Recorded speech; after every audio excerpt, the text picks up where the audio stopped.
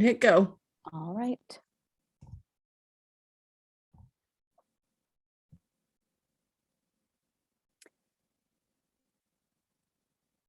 Okay. Hello, good afternoon. Welcome.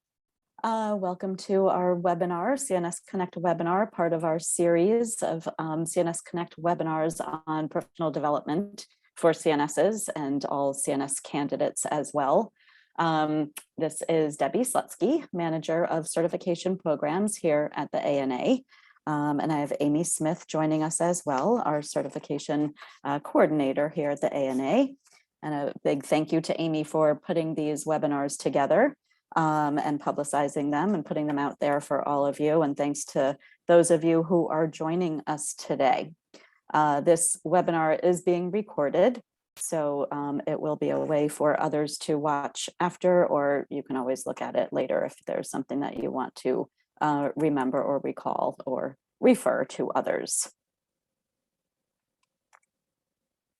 So as always, we just want to remind everyone of the upcoming ANA Summit. It's our annual event. If you haven't already attended, we warmly, well, if you have and haven't, we warmly welcome all of you to attend. And this year it will be a hybrid again, so you can attend in person or virtually. It's going to be in San Diego, October 26th through the 29th, and it is on mental health and nutrition around mental health, and a lot of great nutrition science, some really, of course, as always, top-notch speakers. Many are CNSs, so please visit the website, the ana.org/personalized nutrition summit to get more information and to register. Registration is now open. And as a CNS, you get a discount. As an ANA member, you get a discount. And as students, you also get a discount on the summit. My information is here as always. Please feel free to contact me if you have any questions. And I just always like to remind everyone as we do these CNS Connect webinars, just the benefits of the CNS certification. You are always welcome to share this information. And if you want to share additional information with clients or prospective clients or a prospective job or company, please feel free to use this information. Please also feel free to reach out to Amy or myself, as we have a lot of good information that's both on the website and not on the website that we are always happy to share with you. And we have some great marketing assets that we can give to you as well. So, please don't feel like you have to recreate this information, but we are happy to share it with you also.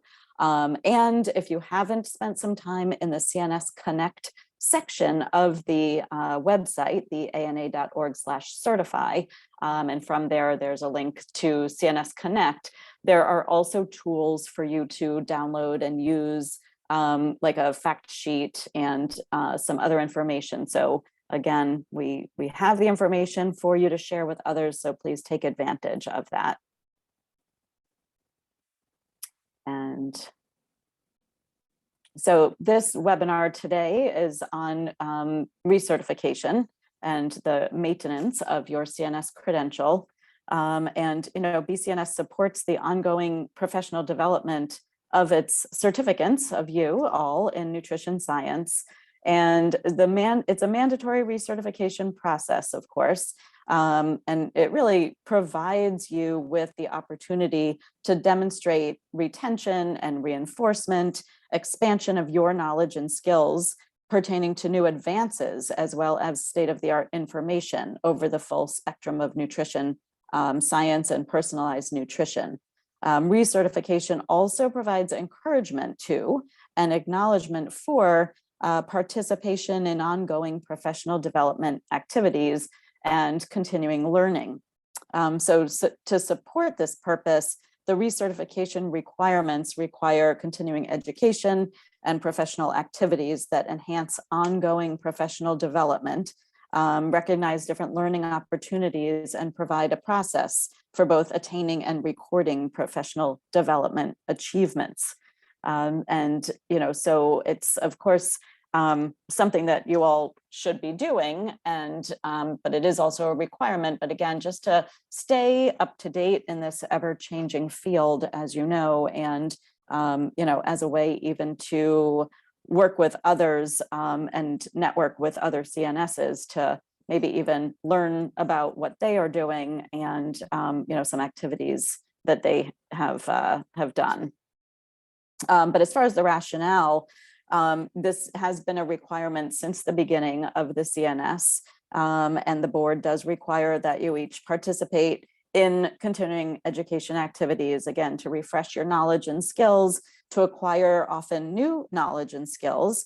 You might take a webinar or attend a seminar and learn something, and of course you're going to apply that knowledge, but oftentimes it kind of adds an area or a way, new clients that you can start to work with.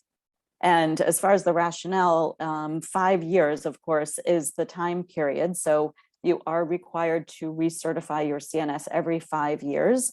And this 5-year rationale is really established based on both the scope of issues that face nutrition care professionals and the board's belief that new practices, research, and information are introduced in the field with enough frequency that professional development activities should be conducted routinely so that you remain current with best practices as well as emerging knowledge. And I apologize if there are sirens in the background. Now, a lot of this information, I should mention, is on the website. We call it the Certify website. It's the ana.org/certify. And I do have a link to the that's really where the recertification process and procedures are on the website. So the section is actually current CNSs. So again, just some general information. It's a 5-year period, and you are required to earn 75 CEs during the 5-year period. And this is all listed on the website with some examples of each. But as far as, participation as a learner in a professional and structured educational activity containing a minimum of 50% nutrition content. And these kinds of activities are things like, webinars and seminars that are in person or virtual or hybrid. As I mentioned, the ANA Summit is, and most things are trending that way.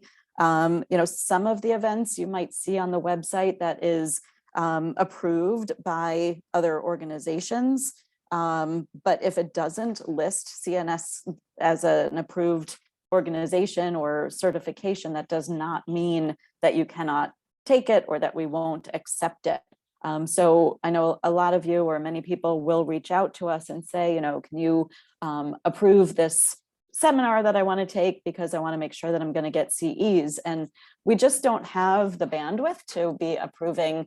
We would really honestly need a full-time person to be doing that, which we just don't have at this time. So we trust your judgment while you read about the activity, look at the content or the syllabus or the agenda, depending on the type of activity, and to make sure that the content includes at least 50% nutrition, and that, the activity is going to help you develop professionally in your field. And if you have an area of specialty, or if there's an area that you are looking to become more specialized in.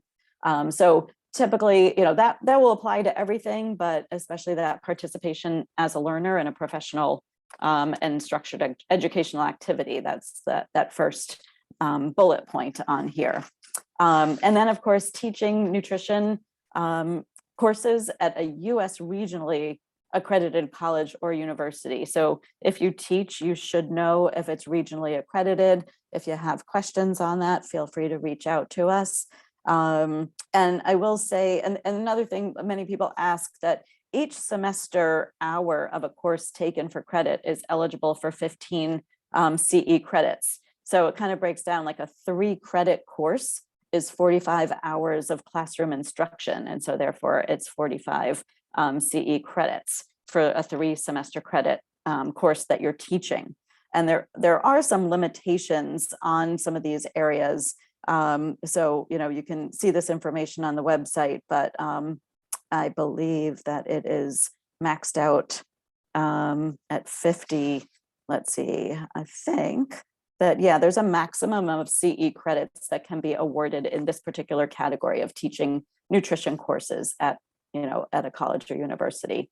And then as far as authoring or co-authoring books and articles in the field of nutrition, there is, there are levels of this. And so if you're authoring rather an advanced level professional book or textbook in the field of nutrition, that is 40 CEs. If you're co-authoring or authoring a professional review article or book chapter that's published in a peer-reviewed journal or an advanced professional book, that's CE credit, that's 10 CE credits.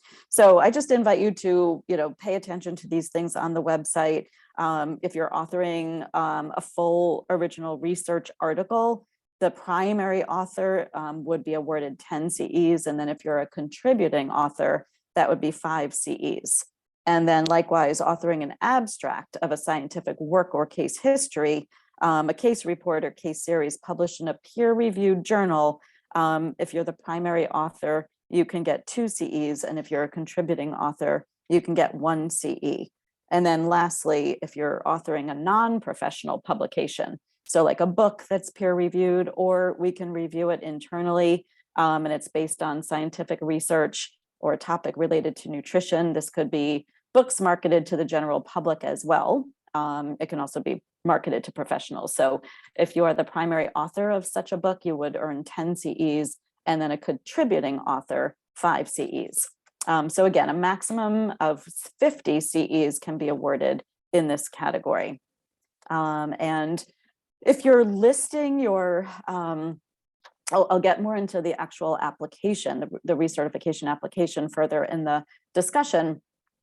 But if you are listing these books or articles, please do include a link to the article or the book so that we can review it if necessary. And then of course, editor, if you're editor-in-chief or an associate editor, a member of an editorial board, or an editor or co-editor, and there's again different levels of editorship in a professional nutrition journal. You can earn anywhere from 2 to 25 CEs, depending on what that entails. And then this last area that we recently added, participation as a learner in a professional and structured educational activity that does not need to contain educational content, and pardon my typo there. But so this is different than the first one in that we have realized that there are so many really important activities out there that could be just very directly related to your area of specialty or your client base, your audience, or even something, helping you to build your business that's more professional development. We also have CNS Connect webinar series, as you're all participating in right now. So this is all professional development, and it helps you to do your job. And so we are, do offer CEs in this area as well. And it does have a limit. So there are up to 10 CEs that you can earn in a non-nutrition specific activity. So those are all the areas where you can earn CEs for your continuing education for your CNS. And I just want to mention, when you submit your application every 5 years, of course, and you don't have to wait until the deadline. We look at it as a calendar year so that it just makes it a little bit easier, I will say, internally, but also externally. So that, if your certification is due to be recertified, it won't be any random time during the calendar year, but it will be at, the end of December in the given year for you, 5 years after you either earned your original CNS or recertified the previous time. So you can definitely submit the application anytime after you have completed the 75 CEs. So that helps us internally too, because we get pretty swamped with applications in December. And then sometimes we're not in the office between Christmas and New Year's to let you know if we received your application and payment. So, so just want to note that. And the other thing is, well, two things, and then I'll talk about what this slide is, but you don't get extra credit if you submit pages and pages of CEs. So I mean, 75 is required. You don't have to submit all 200 if that's what you took in the given 5-year period. But I will say you could add some additional ones just in case we don't accept, you know, maybe you went to a webinar that ultimately does not really meet the requirements. So it would be beneficial if you added some extra, but you don't have to add them all. Again, no extra credit is given. And the other thing too, if you do submit your application, let's say your 5-year recertification period is due like December of 2022, for example, and you submit your application now in June, your 5-year period is still going to stay the same. So anything that you do between June and December, you pretty much won't be able to count is the point I'm trying to make. That has to, the activities have to be in the 5-year period. So, you know, maybe give yourself a rest, or you can still do them, of course, for your own professional development. But we look at the dates and just want to make sure that you're, as I mentioned, you know, at the beginning, just kind of staying abreast of the development so that, you know, you're going to kind of be consistent throughout the 5-year period. So not to do everything all at once, because then you're missing out on maybe some new, you know, research or development in the field. But moving on, and we'll take questions at the end. So I know there are some going on there, but we'll have time at the end for questions. But as far as like, okay, you submit your application and your payment, and then, you know, maybe you don't hear from us right away. One thing just to mention, and this is a question that a lot of people ask, when you submit an application in the portal, and most of you are very familiar with the portal right now, unfortunately, we just don't have the technology for an auto reply, like, thank you for your application, we've received it. We just don't have that. But when you're logged into your portal, where you submit it, you should see a list of documents that you have submitted. So that will just give you an indication that it was submitted successfully. When you pay, however, you do get an auto email payment receipt. So you will know that your payment went through. But anyway, but recertification applications are considered incomplete if any of the required information is missing, or we cannot read it. So we do ask that you type it whenever possible. The application is a fillable PDF, so most people have not had any problems filling it out. But anyway, so try to put all your information in there, like the dates and your full name. It asks for your CNS number. We do have that available in case you don't, but you know, just make sure that you put in all of the information, like the dates, the name of the activities that you've done, links whenever possible, and however many CEs you earned. Because if it's not there, we're not going to look it up for you. Again, we just don't have the bandwidth to do that. So just please try to provide as much information as you can. Otherwise, that would be considered incomplete, and we'll send it back to you. And we will notify you if we're sending it back, and you know, just give you more time to complete it.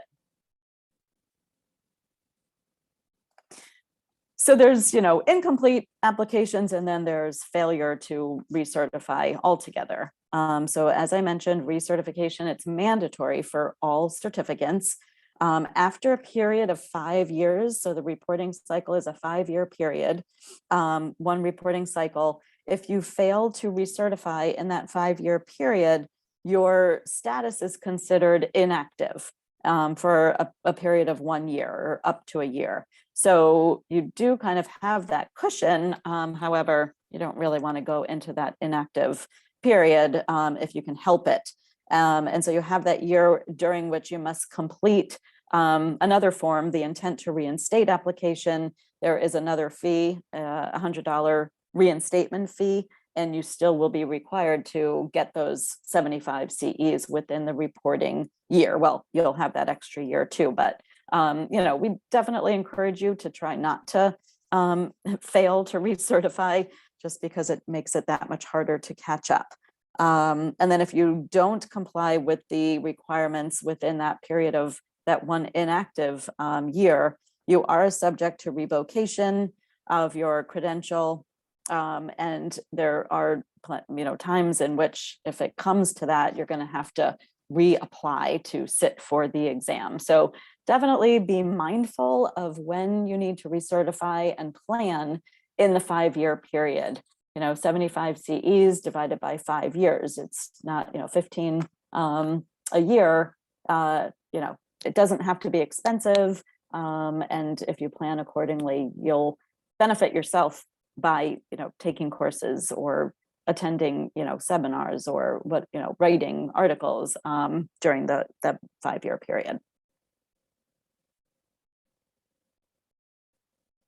Another thing I just want to mention is I definitely highly recommend that you keep all documentation of all of the CEs that you earn. So we don't require that you submit it with the application. You really just have to submit the application and payment, and the application lists all of the activities. But definitely keep those for your records and for any kind of random audit. And so in order to maintain the credibility and integrity of the certification process, we, the BCNS, reserves the right to verify information supplied by or on behalf of a certificant. So, if we reach out to get some of this information, please do have it handy, because otherwise, you may be subject to having to take other CEs. If you're, selected for a review for whatever reason, you'll be asked to submit documentation, accordingly. You may be selected randomly for review, and that again, you'll be given time to submit records. But again, I would say keep your records for at least 2 years after the 5-year cycle. Let's see. Go on to, and you might be random, and then again, if we don't resolve, you'd be given at least 90 days to be able to report the information and or take additional activities to take the place of anything in question. So if, for example, we don't accept your application or it's audited and not accepted, then there is an appeal process. So again, we write to you and say, this isn't accepted. You do have the right to appeal any decision. And this would be done in writing to the BCNS, or myself and Amy as our certification staff. And that should be done within 30 days of any kind of notification that you receive. So again, submit the appeal in writing, by email is fine, and explain in detail the nature of the request and the specific facts and circumstances supporting the request. Number 2, all reasons why the action or decision should be changed or modified. And you would provide accurate copies of supporting documents. And then, we would just review, and the board potentially would review as well, and we would give you a decision. And I will say all of this information that we're going over is in the CNS handbook, which is linked to several pages on the CNS or on the Certify website. I will say that we're also working on just revising the format and some information, but the information is there currently. So there's more detail on each of these areas in the handbook. So I just want to show you some screenshots of the website and where to find all this information if you haven't already. You probably were all very familiar with the Become a CNS section of the website. So now as CNSs, you would go into the current CNS section of the website. And you can also go into certify up here, and under certify, there's a drop-down menu for current CNS. And then when you go to the current CNS section, on the left-hand side is recertification info right here with this blue button. So I know we do have a lot of information on the website. I know sometimes it can be challenging to find this information. So that's why I just want to show you exactly where it is. So this is everything that, if you haven't taken some time to look it over, we invite you to do that. And as you see right under that is the CNS handbook. There's code of ethics, just some things that you might not have ever seen in the website can be found in this current CNS section. And then we do have the recertification policy right here for you. And so there's a link at the very top that links to the recertification application and a confidentiality agreement. So those things are both due along with your $200 payment every 5 years. And then again, there's another link here. So all the information that you need is right here in this section. And I just have a screenshot of the application. So as I mentioned, make sure that you fill it all out so that it's complete. The date that you submitted it, all of this general information, your CNS number.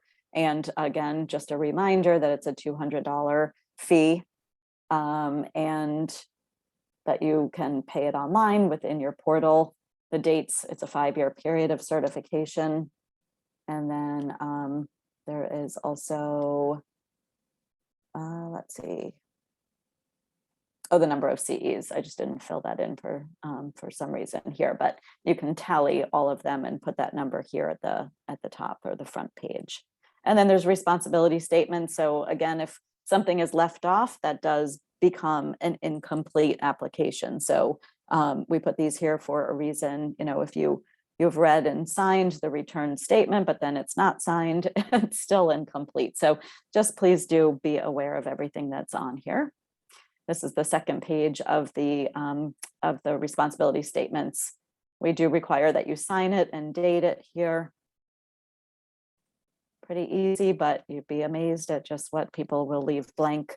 And then this is the sheets of CE credits, and you can use as many as you need. I think the application has maybe like 4 or 5 pages, but feel free to add more if you need to, which many people do. If you take a lot of the ANA webinars, for example, that are 1 hour and therefore 1 CE, that of course is a lot of activities and a lot of pages. So you're welcome to use as many pages as you need. And then again, just make sure that you fill in all of the detail. Links are great if you can put a link to, the event, and preferably like a page on the agenda or content of whatever it was that you attended. This is what I was going over before, but a screenshot of where you can find this information and a link to the recertification policy. And again, like I said, we just can't pre-review each and every activity. I mean, we'd love to, and case by case basis, I guess if you were gonna maybe take a class and invest, a good amount of money, and you just really weren't sure for some reason, even after looking over the requirements, it might be a case by case basis that we could review it, but it should be pretty self-explanatory as far as what counts for CNS CE. And just a reminder, most of you, again, I'm sure are familiar with and have used the portal to submit documents, but sometimes I guess if if this is your first recertification period, then 5 years ago, we did not have the portal. So this is just either a reminder or just a notification to set up a portal account. And what that means is when there's on the ANA website, there's a link to my portal. And so you do need a username and password to set up a portal account. Now, what this stems from is some kind of ANA membership. And I will stress the fact that you do not have to be a paid ANA member to have a portal account. There is a level of ANA membership that is unpaid, so you can set up a portal account that way. And as you all know, but just a reminder, ANA membership is not the same as your CNS credential and annual fees. So those are separate. You do not have to be a paying member of ANA to be a current CNS in good standing. We definitely recommend that you join the ANA. There are some great benefits, but you don't have to. It is not required. And so this is what I was talking about before. When you upload forms, this is the screen when you go into the portal and click on certifications and memberships and trainings, you'll come to this screen. You'll first click on forms, but when you've submitted a form, you'll see at the top of your page when you're logged into your portal account what the form name is and when you submitted it. So again, you won't get an auto reply that you submitted it, but that will be a good indication that you successfully submitted a form through the portal.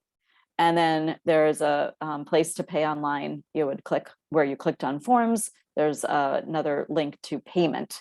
And so this is pretty self-explanatory, but I will just say, just read the blue bars to make sure that you're in the right area and paying for the right fee. So there's a candidate section, and then there's a certificate drop-down section. So, and then there's emeritus or retired. So just make sure that you're clicking on the right blue bar and looking at what you're paying for before you submit payment.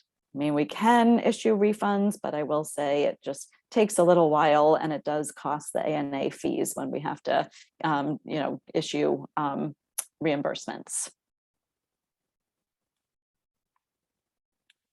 And so I know I just mentioned, like, if you're, to be a current CNS in good standing, what does that mean? It means that you pay your annual fees every year and on time. You recertify every 5 years and on time. You comply with the CNS Code of Ethics, meaning, nothing has no cases or anything has been brought against you for anything. I mean, you saw where the link was to the Code of Ethics. So, there are times where, whether it's a client or, another practitioner might have issue with a CNS certificate and bring that to our attention. So, you do have to be aware of that, and that would, could potentially jeopardize your certification if you did not comply with the Code of Ethics. So that's what it means to be a CNS in good standing. And we do check that for, first of all, just to make sure that you are, current on a regular basis, but also if there are things that come up. For example, maybe, we have a media request and we want to put the writer or reporter in touch with somebody who specializes in the area of their article. We'll refer them out to a CNS, but only if you're in good standing. If there are other programs or initiatives that we have that we're working on that we want to, do a call out or, just bring you into whatever it is. And we're doing more and more of that with CNS Connect. We can only participate if you're in good standing. So please be mindful of your standing, of your annual fees. If you have any question, if you're not sure if you paid your annual fee, please reach out to Amy or myself and we can check on that for you. I am excited to say it's still coming up, but within, by the end of this year, the portal will have the capability to show you your payment history so that you don't have to reach out to us to see if you paid your annual fees, but you'll be able to see that in your portal. But for now, feel free to reach out to us and we'll definitely let you know. If you're not sure about when you need to recertify, you can ask us as well. If you have your certificate that you got when you first became a CNS, or if you have already recertified, that date will be on the certificate. If for some reason you don't have that certificate, we can provide you with a new one. Unfortunately, that also cannot be done in the portal. You can download a badge, but there's no way for you to download your certificate. So just be aware of this stuff. I know for licensing and other certifications that many of you have, you also need to comply with those requirements. So whatever kind of reminder system you have, definitely put this on there. And then just, some important pages. like I showed you, that current CNS section, the recertification policy, the application, confidentiality agreement, and then of course CNS Connect. So we do offer a lot of help and support and networking opportunities, and just tools to use in powering your practice, and like spotlights and all kinds of promotions that we are really working to help and support and promote. So we invite you to look at that section also. And that may, one other, just to show you on that same page or it's a link from the recertification policy.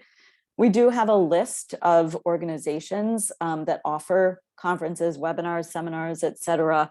For CE. And this is definitely not a complete list. It is a resource. And so, we have an application. If you have an activity that you have, or a colleague, or your place of business is offering that you want to apply to offer CEs to CNSs, you can fill out that application also. And then it just helps to promote to fellow CNSs to take that activity that it's been, approved. And so all of these organizations are linked from the website. And again, it is definitely not a complete list, but I know, there are some people who ask, where do I get the CE? So this is at least a starting place if you really are unsure, or just perhaps looking for new organizations that you might not new, but that you don't already know about. So that link from what I just mentioned, this application for CE approval, that was a link from that page. So here's an application if you want to fill it out. And this is the criteria, just like what it is for you to earn the CE, of course, is the criteria to provide the CE. And again, I talked about membership, but just always a little bit more information on the benefits and part of being a community and making a difference. And just, we always invite you to check out the ana.org/membership. And before we go to questions, a reminder too, for other certifications. Some of you hold these other specialty certifications as well as the CNS, and there is recertification required for all of these as well. And you can, like if you're a CKNS and a CNS, and you take some kind of ketogenic training or webinar, you can double dip. So, you're required to have 30 CEs every 5 years for the CKNS, plus 75 for CNS. We do understand that's a lot. So you can use some of the same CE activities as long as they pertain to both of your certifications. The other thing I just wanted to mention with that, you can also use those trainings go back to this. So in addition to earning, you could just take the training and not become the certification by, not taking the certification exam for whatever reason. You probably would want to, as you have, of course, passed the CNS very rigorous exam. So I, definitely recommend, if you take the training, to go on to become certified in each of these specialty areas. But the point too is that these training programs do offer CEs for CNSs. So if you, haven't checked out the nutritional genomics training program, for example, and want to take that, you would of course earn 48 CEs for your CNS by taking that training. And we are ready to take questions. There's a couple of questions in the Q&A. So Kay was asking, does teaching continued education at an accredited university count for CEs? Teaching continued education. Oh, teaching continue. Oh, I see what you're saying, because we were saying teaching nutrition courses. So teaching continuing education. Let's see. That's a good question. As long as it is nutrition specific, which I'm sure is what you mean, and it's added, yes, it's not gonna be the same, it's gonna be hour for hour. You know, if you're teaching, because it's not like semester, you know, semester credit hour based. But yes, I guess the short answer to that is yes. Okay, let us know if that answered your question or not. And then Catherine was asking, should you submit hours each year or just every 5 years?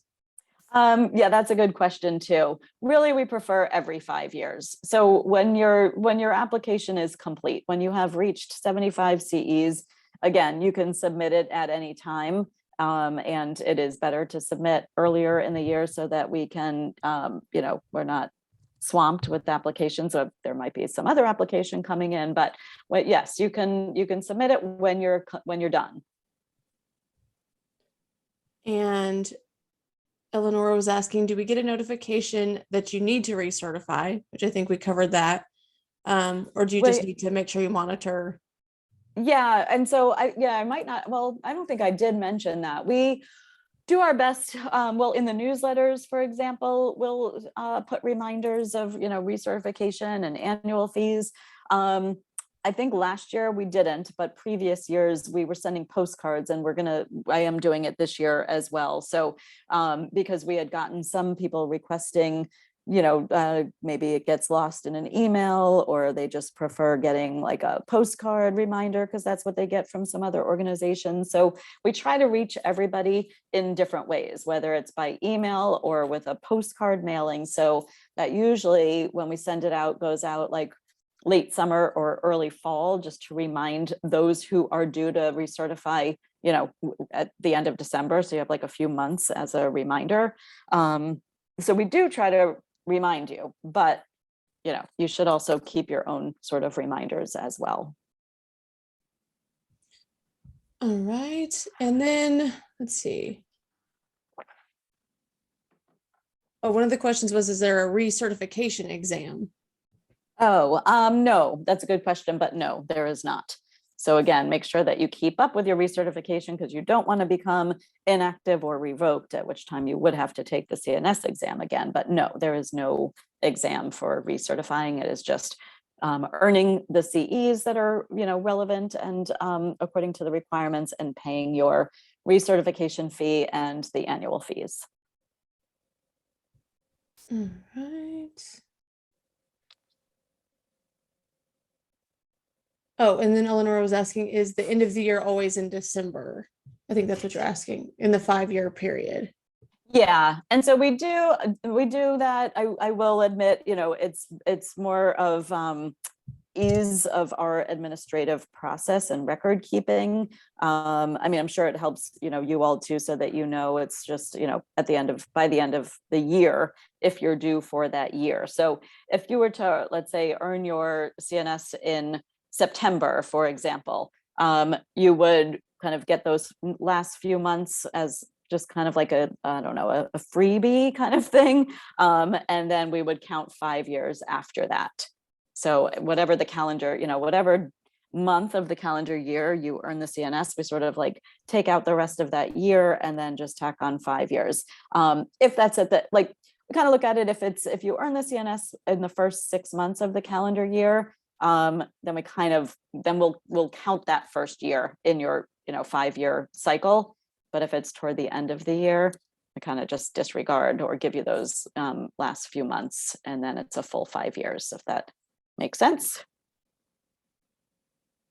Eleanor, did that answer your question? Yeah, so a lot of people do take the exam in June, and if you got your CNS in June, then like they'd be saying you'd get a freebie till the end of the right year.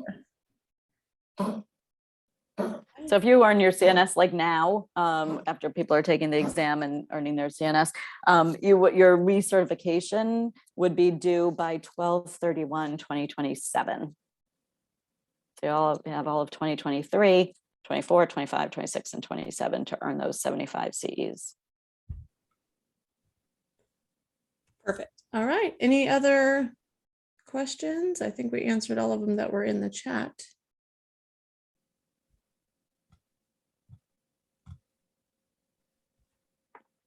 All right, I think we're All good. right, awesome. Well, thank you, everybody, for joining.